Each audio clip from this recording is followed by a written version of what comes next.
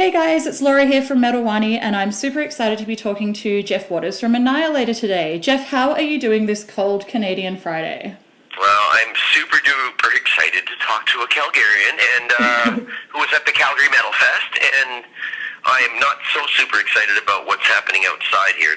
Last night it was minus 33. Jeez Louise. Well, it's a nice balmy minus 27 over here today. So Well, we got one more 24-hour cycle, and we've broken the severe cold for a week, so that's good news for us at least. excellent. So, Jeff, first of all, how has 2016 been for Annihilator? Can you tell us a bit about your year and maybe some of your highlights? Yeah, I'd say 2015 and 16 have pretty much been easily the busiest couple of years of my life, I guess you could say. Except when I was washing dishes back in 1983. But anyway, for Annihilate and myself, it's been pretty crazy. We did a record in 2015 called Suicide Society. I was back singing again for the first time in quite a few years. It was my fourth album with Annihilator singing. So it was quite a challenge to get back at my ripe old age last year of 49 to play and sing again, which is not easy, and I'm not super great at it. So a lot of work, a big challenge. Wasn't sure how the record would be received, and luckily for me, it did better than the previous one, which was always a good thing in this current state of the music business. And so we basically did a bunch of festivals in Europe, like we usually do every summer, and then the album was released near the end of that period, and we did a headline tour in Europe, and then all of a sudden the tour agency was getting bombed with more requests for more shows, and we were like, whoa, are we actually going to be able to do two tours in Europe for the same album? And he said yeah, and so we went through two summer cycles and two fall cycles of touring in Europe, just in Europe. So that's 4 big periods of time in the last 2 years. And then in between, I would do guitar clinics for Gibson and Epiphone, and Revolver Music Awards, and 70,000 Tons of Metal, hosting an all-star jam there every year. And now we're playing again on the cruise this February, and doing the jam and Frankfurt Music Messe convention things, and there's just like so much going on here. And in the middle, I'm supposed to be writing the next record, so it's you can't complain when you're busy with positive things and not having to have a real job, Yeah, that's awesome. Have you had any time to sleep the past couple of years? Sleep? Yeah, for sure. If you look at it this way, it's like, except for a 10-year sort of, I won't say down period, but yes, definitely down from, I think 2007 to, let me get that right. 1997 to 2007 were years where I had to do other jobs related to music, luckily, where I had a recording studio, or have had one since 1994. So I was doing a lot of mixing and mastering and even some producing jobs and songwriting for other artists and publishing companies and TV shows and small movies and things like that. But I was still able to get those jobs to keep basically financing Annihilator to keep going when times were tough from again 97 to 2007. But then since 2007, I was able to slowly not take other work and do other things and just concentrate on Annihilator, and that was my living in my life basically since 2007 entirely. So it's been an uphill thing. And to finally answer your question, 15 and 16 years were 2015 and 16 were crazy, and it looks like it's going to be crazy. We got this Blu-ray 3 DVD package coming out, and that took us all summer to film and get done, and yeah, I'm able to sleep. Excellent. Fabulous. That's actually a really good segue, because I want to talk to you about Triple Threat, which is the upcoming album and package that's due for release on January 27th.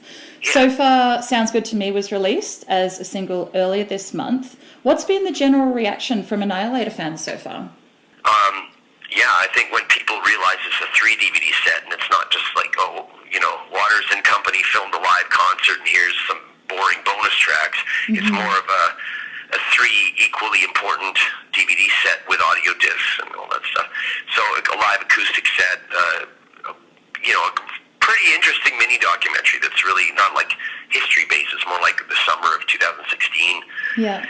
A lot of personal stuff, where I live, house, studio, puppies, what we do, and rehearsing, guys flying in and flying out, and filming, and the beach and the boats, and the fun times we have when we're able to get away from the music for a bit, and also answering a lot of fan questions on video, and fans sent in videos, and we had a lot of people yapping about what they like and don't like about us, and so it's basically, once people are finding out lately on Facebook, especially what this is, I think there's a lot of excitement about it, which is great because we worked our butt off and spent a shit ton of money on it, so it better be good.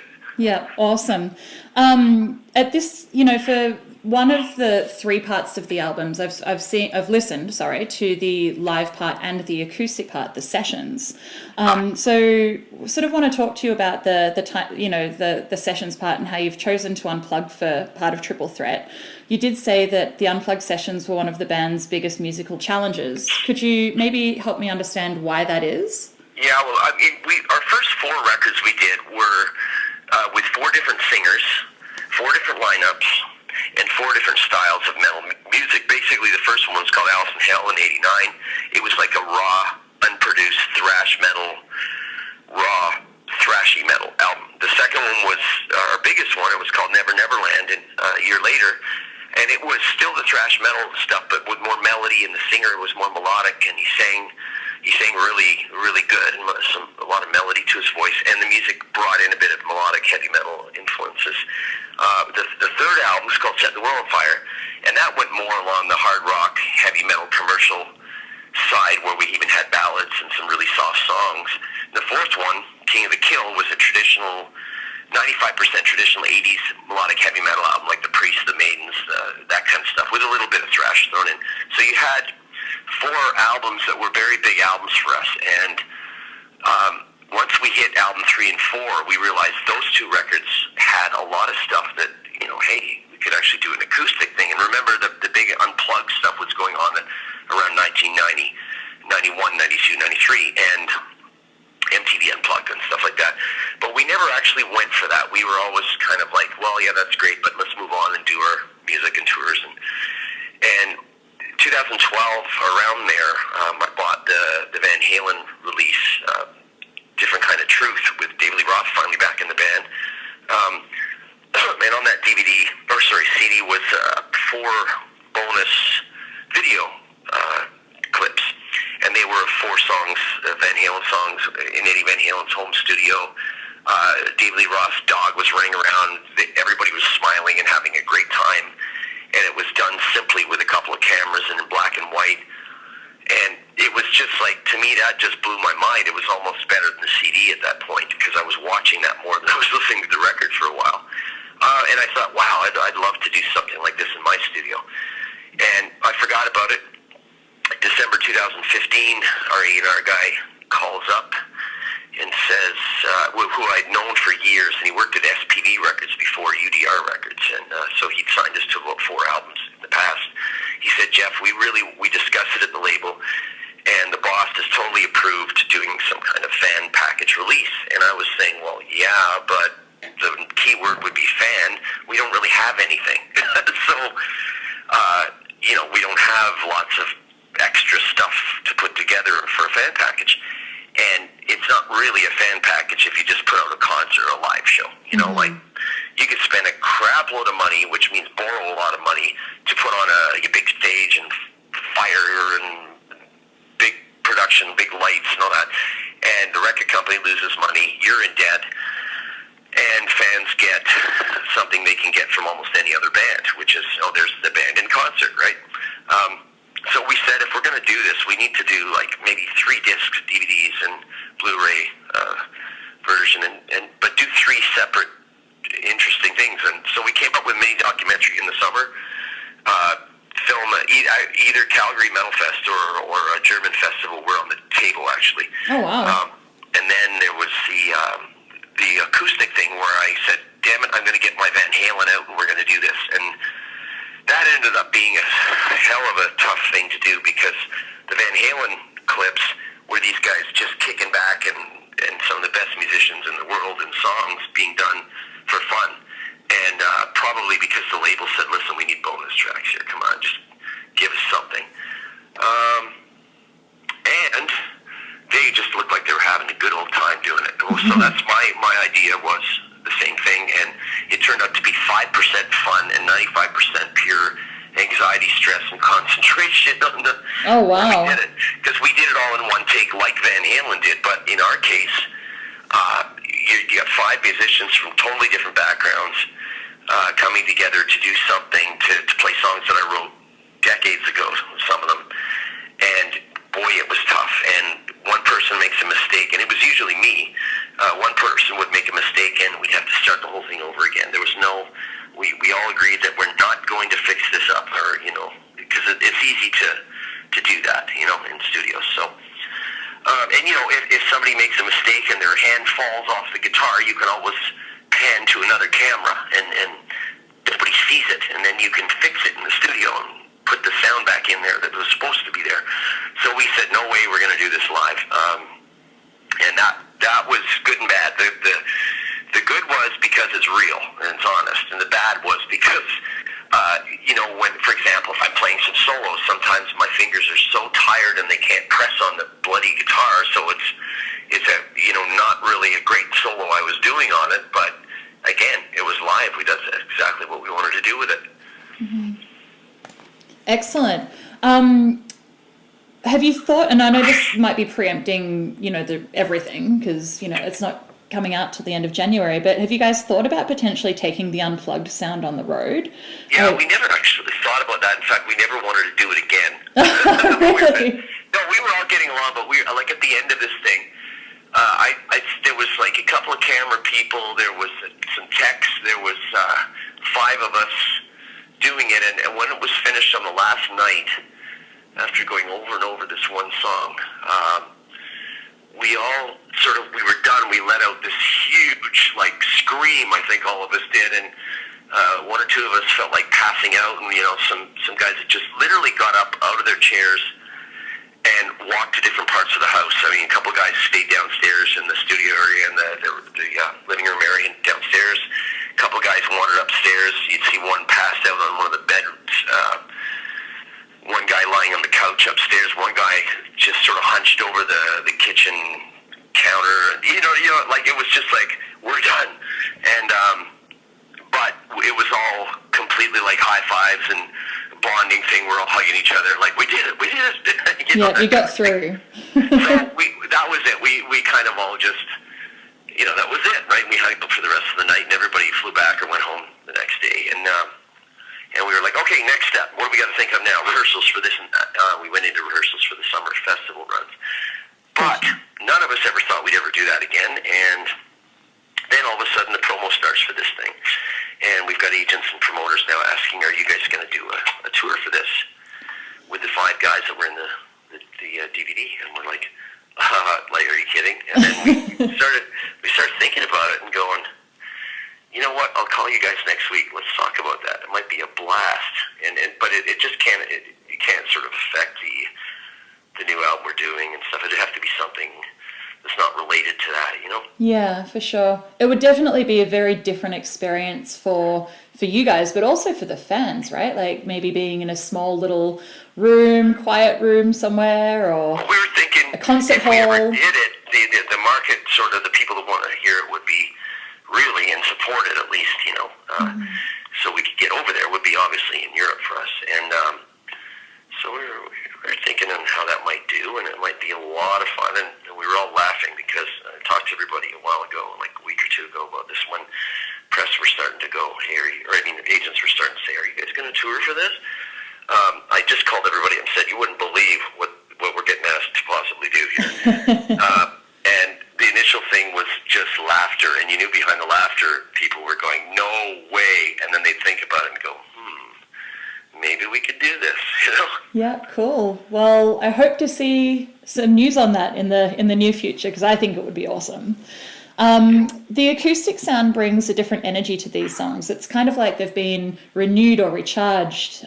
Did you focus on specific songs? And I know you said that they came from the 4 different albums, but did you have, when you first decided to do this project, did you think, I know exactly which songs I have in mind, or did you have to sort of... I knew there was a couple right off the bat, but then it was always a question of could I even sing these things, because some of them, the ones that I wanted to do right off the bat were a couple songs I wrote for my kid over the years, and that was a given. Okay, well, I'm going to be doing that for sure. I want to, and then it became, well, I want to do this song, and then I realized, oh, I can't sing that one. So that's why I hired a guy named Mark LaFrance, a friend of mine out west in BC or Vancouver. He's a well-known session singer. He's the voice you hear on the high voice and backups you hear on songs like Dr. Feelgood and Living on a Prayer by Bon Jovi was actually not Richie Sambora, it was Mark LaFrance singing that Living on a Prayer. You know, oh, wow. So he's one of these guys where all the big bands and producers would call him up and say, listen, we need to come and sing on the record. Our singer's sick. We need you to pretend to sing like this guy. And some famous albums that you and I know, you think the singer is singing, but there's 2 songs on the record where the singer lost his voice, and Mark got called in to clone his voice and pretend he was that singer. So he's, I knew he would be the guy to come and sing the songs that I couldn't do and sing backups on all the songs I was doing. And he sang on some early Annihilator music too, so it was kind of cool to have him. Okay. And then I needed a third guitar player, because Aaron is our guitar player that you might have seen in Calgary, and bass player from the UK named Rich. And these 2 other Annihilator members were on the record, but we also needed a third guitar player, so we got a friend of mine here from Ottawa. So anyway, that was, I didn't even know what your question was. That's okay. It was just about the specific songs that you had in mind for it, but you kind of answered it, so it's all good. Okay. Yeah, long story short, I knew there was a couple of songs that had to be there that fans, especially in Europe and maybe in North America, might want to hear, called Sounds Good to Me, Phoenix Rising, and Snake in the Grass. And then we took a song, and most of these were already sort of melodic or commercial rock or metal or ballads already, so all we really did was strip the drums off, soften all the instruments down to classical and acoustic soft guitars, and mellowed it out, basically. But a song like Stonewall was the only one that was like a sort of commercial thrash heavy metal song from 1990, and we just said, okay, that one song we're just going to change it up and really make it a little different, but the rest are, as I was saying, just kind of like just toned down versions of the originals. And so we did a few songs that I wanted to do for my kid, 2 songs that I did on records before that I sang on, and one rare track called Fantastic Things that was never on a studio record. And other than that, yeah, it's kind of would have picked more, but I realized at the beginning, the label guy was going, maybe you should just do 4 or 5. And I said, no, we got to do like 10 or 12. and wow, that almost killed us. It was great. Awesome. For me, listening to the sessions, personally, I love the way that you left all of the chatter in the sessions, like the joking outros, counting in the band, that kind of stuff. For me as a listener, it made the session feel really intimate, like I was in the studio with you.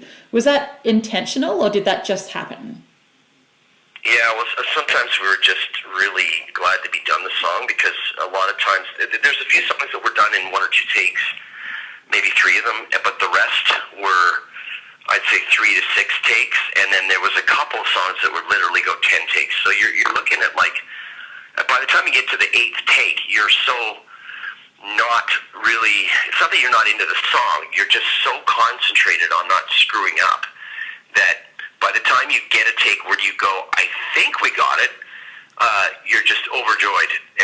But we knew none of the takes were like amazing. We knew that they were all just good enough, because there was no way we were going to get this stuff perfect in one shot. So without fixing stuff up, I mean, I could have made that perfect if I'd spent maybe a week and a half in the studio and sort of like really fixed everything up. But I just didn't want to do that kind of scam.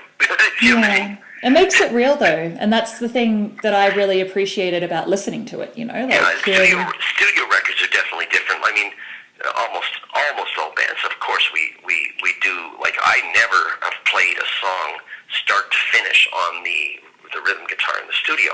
I play until I make a mistake, or I think I can do something a little better, and then I stop, and then I go back in, and it's called punching in. You start up again at a certain point, and that's what everybody does, unless you're doing a completely live kind of record.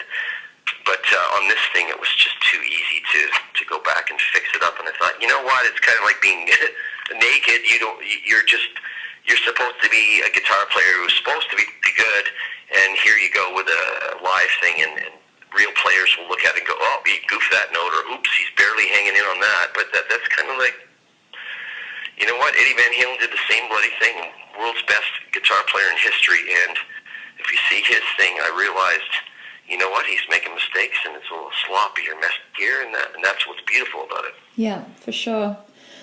Just want to go over to the live part of the album, if that's okay.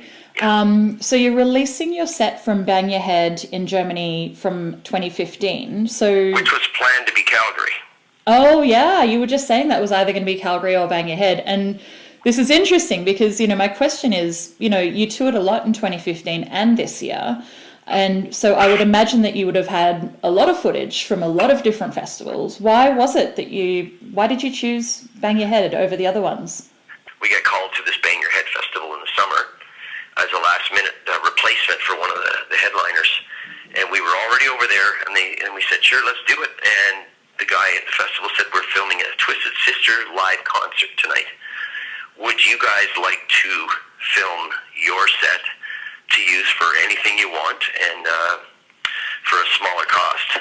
So we looked at the money of doing it in Calgary and doing it in Bang Your Head, and we realized we could put the money, towards the other DVDs, pulling this off properly. So anyway, that was a long story long. But not last minute, but in the summer we just told Nate, listen, we're just going to come and play and not do the filming, and we did Bang Your Head. Bang Your Head was interesting too because it wasn't our Annihilator crowd. When we played certain festivals in Europe, we know, okay, that festival is going to be like Hellfest or something. That's going to be our crowd. We're going to get there and play a song like King of the Kill, and you'll have 45,000 people singing it. Whereas we knew Bang Your Head was different. We would go there, and it's like Sweden rock in the sense that it's not a thrash festival, it's not a heavy metal festival, it's everything festival. So you've got everything from the older hair metal bands, Sebastian Bach, Rat, Quiet Riot style of bands would play Dokken, this kind of stuff. Then you would get Slayer, or then you would get Testament or Annihilator, but then you get a rock band or a classic rock band. And so we knew that when we played a Bang Your Head, that was not going to be an Annihilator crowd. It would be like 50%, and the other 50% would go, who are they? So that was a challenge, and we kind of looked at the whole DVD package as a challenge, and we said, let's do this and see what happens. Awesome. Very cool. Well, I just want to talk to you about, and you mentioned before at the beginning of our chat here about how you took over the vocals completely on Suicide Society. You ended up taking some training and, worked on your singing, more than you had in the past for that album. Is there something different that you want to do vocally when it comes to the next Annihilator record? Yeah, there's a couple of things. One thing vocally and one thing to do with the actual how I'm doing the songs. I sang 3 albums in a row, but that was in the 90s. That was like 95, 96, 97. I did 3 albums then called King the Killer, Refresh the Demon, It Remains. And I was not a singer. I would sing on all the albums' demos when I wrote the albums and send a CD or a cassette or whatever to the singer and say, here's me singing on it, and this is basically the idea of what I need you to do. And, of course, come up with your own stuff around it if it makes sense. So I was thrown into singing in 1994. Thought I'd give it a shot because my friend and my girlfriend at the time said, you sing on these bloody demos, just do it yourself. So I did it and thought my career was done. Ended up being the second biggest album in Japan, other than Bon Jovi, Lay You Down on a Bed of Roses, if you can believe that. That single, that was back in like 95. So I all of a sudden had a career where I was supposed to be a professional singer in a professional band selling a shit ton of records, and now we have to go on a massive world tour at the time in Europe and Japan and all that, and it was a mega tour. and I never played guitar and sang before, so that was like the scariest part of my life. I got used to it, did some albums and tours, and then that's it. When I turned like 27, I was done. I got singers after that, and then thrown right into it 2 years ago, and thought, well, this is a little easier in your 20s to do when you're almost 50, but you know what? Just do it. You kick your own ass. And when I play guitar in Annihilator live, I've been playing guitar, and it's like, to be perfectly honest, it's not exactly like I have to really prepare hard to do that. I'm just basically having a great time, trying to move around, have fun, and playing guitar, and that's what I do. But all of a sudden, when you're singing and playing, it's a challenge, and that was something I really was into doing, to see if I could pull it off a second time in a row, being thrown into the thing. And the album sold more than the last one before, so I kind of went, I did it twice. Yes, it was a real personal challenge to do it.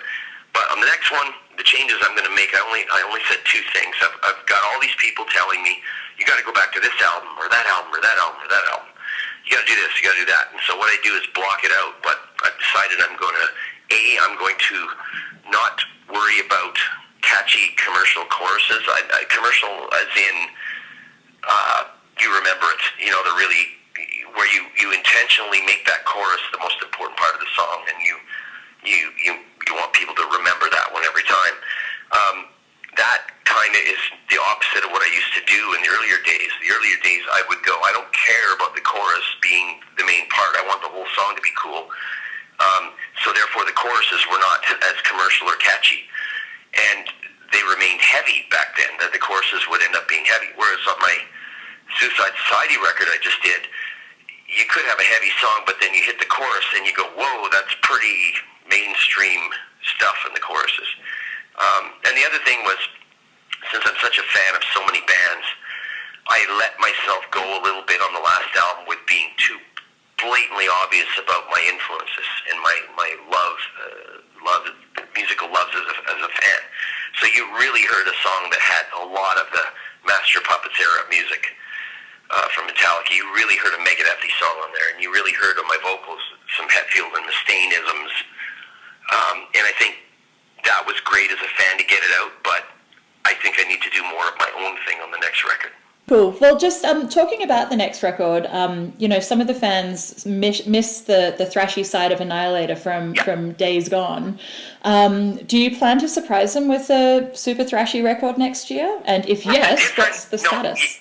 It's always been, because we've kind of been out of the North American scene since 1993, basically. We've dropped into Canada and played some shows, and Calgary Metal Fest recently, and Heavy MTL before that, and some local shows, and a few shows in Toronto and outside Waterloo. But generally, we've been out of North American scene since 1993. Now that's a long time.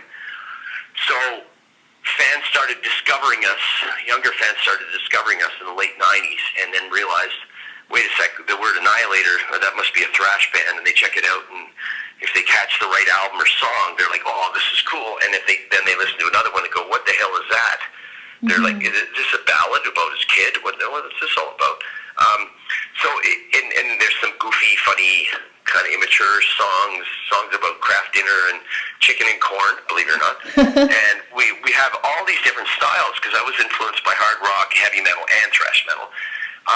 And then people will always hit me with, you need to go and do King of the Kill again. That was your best record. And then you get Americans online, or even Canadians, saying, oh, Alice in Hell, that was the only album you guys ever did that was any good.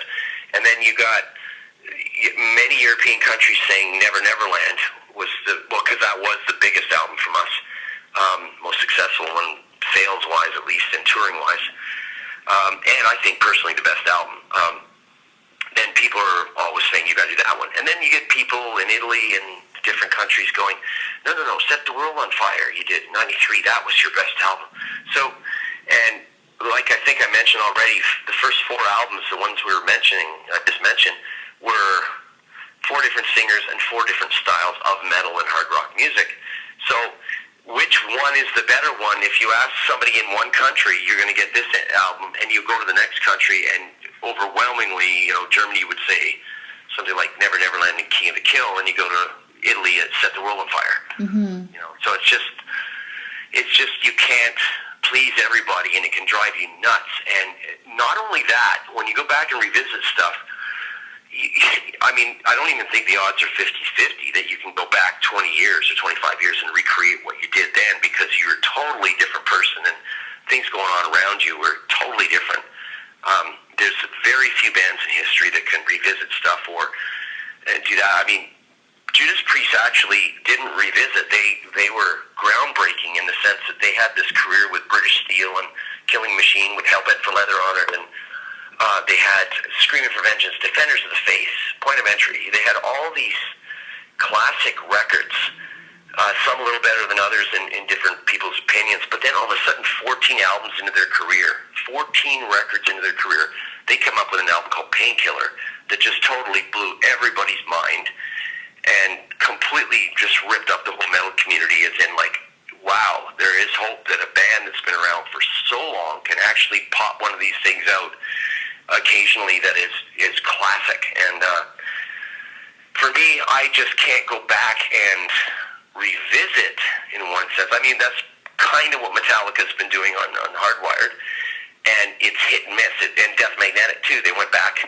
There's traces of Justice for All and this and that. And you could tell they were going back, and they were going back not to save their career, because they're so stinking rich, and anything they put out, people will buy anyway. They went back, and honestly, I think they honestly went back on those last two albums they did, and really did it for the fans, if you think about it. I mean, they're going to make their money anyway. They're going to have the sold-out stadium tours and arena tours.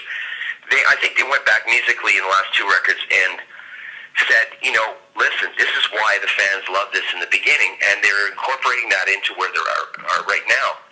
And that's going to work for a band like Metallica. For us, it could be a disaster or it could be awesome. And I just don't really want to go back and pick an album and say, let's do that, because then the fans of the other three albums that keep hounding me are going to go, oh, that's not what we like. You know, I just have to move on and do my own thing. So the only other questions I have are just about, you know, your plans for touring for next year. I saw that you got announced at Wacken, which I've been to Wacken a couple of times and love it. So congratulations. I know that'll be fun.